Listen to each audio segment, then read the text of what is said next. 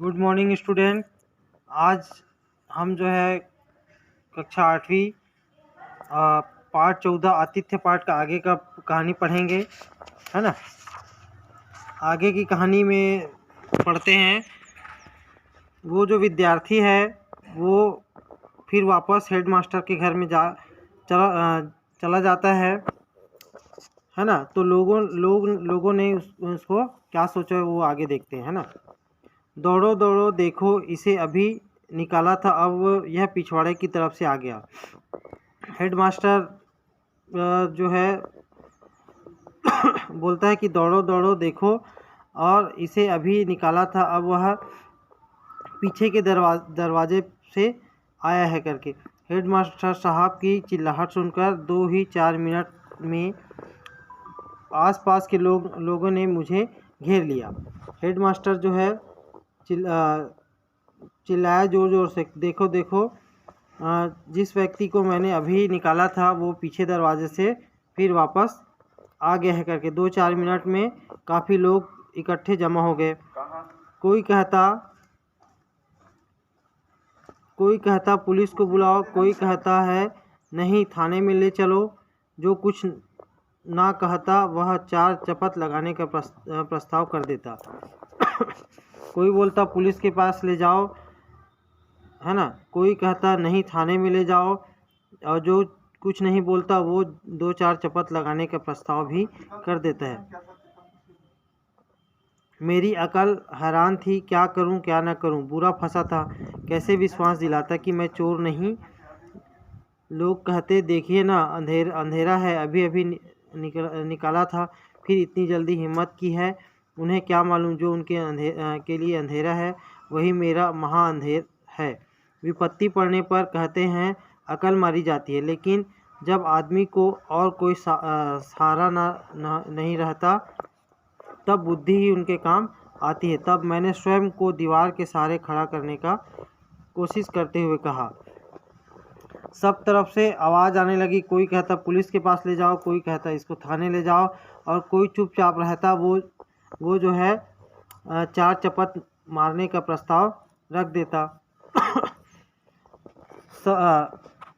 सभी लोग विद्यार्थी को घेर कर खड़े हो गए थे, और विद्यार्थी को कुछ समझ में नहीं आ रहा था क्या करें क्या ना करें करके। वो जो है एकदम डर गया था, और जैसे तैसे करके वे दीवार के सहारे खड़े हुआ, है ना। लेकिन जब आदमी को और कोई सहारा नहीं रहता तब उसकी बुद्धि ही काम आती है। तब मैंने स्वयं को दीवार के सहारे खड़ा करने की कोशिश करते हुए कहा, मैं दूर से चलकर आया हूँ, थकान से चकनाचूर हूँ। मुझे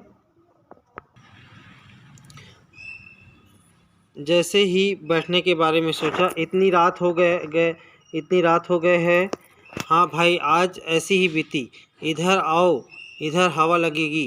कहते हुए उस अपरिचित आवाज़ ने मुझे अपने पास बुलाया। तुम कहाँ से मैंने पूछा।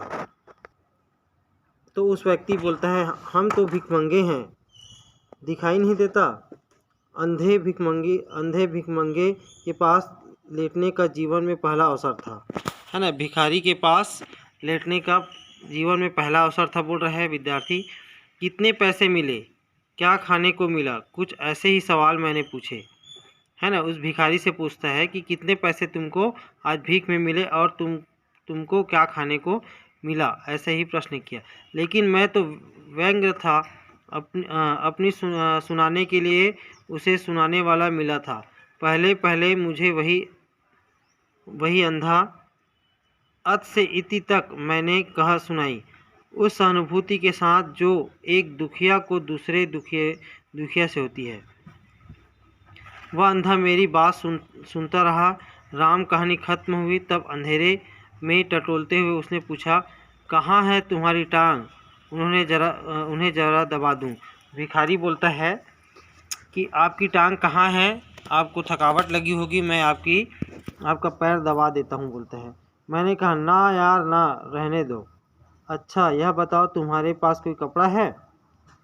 उस भिखारी को व्यक्ति बोलता है कि तुम्हारे पास कोई कपड़ा है क्या। कहाँ, मुझे दो। मेरे पास वही एक साफा था, गज 1.5 गज का टुकड़ा मैंने दे दिया। अंधे ने अपने हाथों से मेरी टांगों को टटोलते और नीचे से ऊपर तक कसकर बांध देते। उसने कहा, अब थोड़ी देर ऐसे ही बैठे रहो। गहरी सहानुभूति दिखाने वाले आज्ञा का उल्लंघन आसान नहीं था। वो उनके पैरों को धीरे धीरे दबाते रहे और अपार सहानुभूति दिखा रहे थे वो भिखारी। तो विद्यार्थी जो है मना भी नहीं कर पाया और उनका पैर दबाता रहा।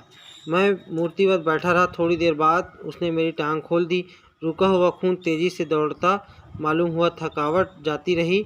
बातें करते करते नींद आ गई। सुबह उठा तब देखा मेरे साथी मुझे पहले ही उठाकर चला गया था, है ना। वो भिखारी जो है उससे पहले ही उठकर चला गया था, है ना। ये आतिथ्य पाठ का ये पूरा कहानी हो गया, है ना।